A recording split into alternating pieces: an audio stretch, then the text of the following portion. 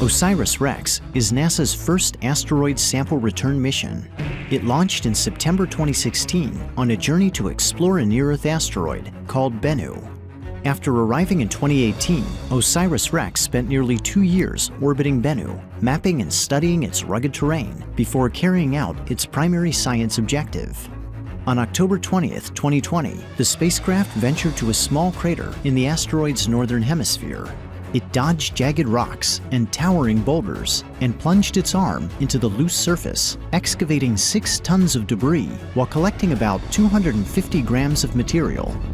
OSIRIS-REx stowed its bounty and closed its sample return capsule.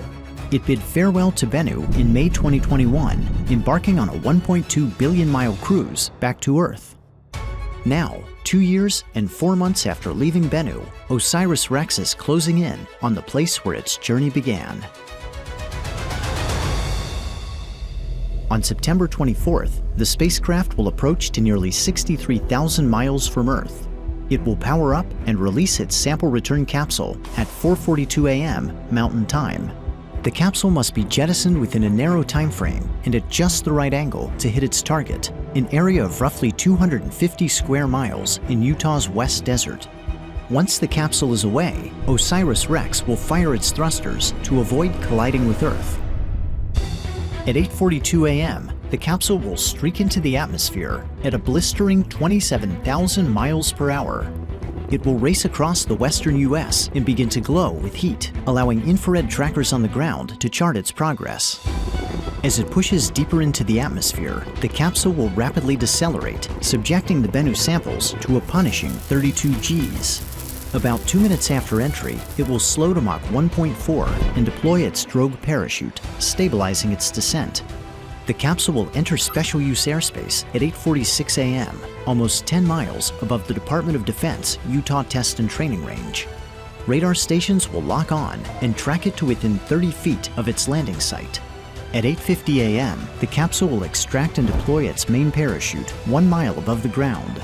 It will make its final descent at a leisurely 11 miles per hour, like a marathon runner savoring a victory lap, before touching down in the desert soil at 8:55.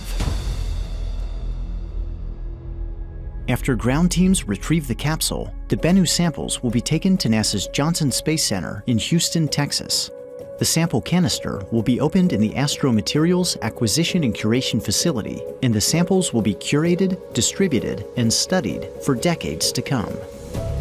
Having delivered its cargo, the OSIRIS-REx spacecraft will depart Earth, but its journey will not quite be finished. In a daring encore, the renamed OSIRIS-APEX will enter an elliptical orbit of the Sun, repeatedly passing within the orbit of Venus and pushing the limits of its thermal design. Beginning in 2029, it will chase down and investigate Apophis, a 1,200-foot stony asteroid destined to make an exceptionally close flyby of Earth. After 13 years in deep space, at the start of a new decade, alone on a new world, the journey will continue.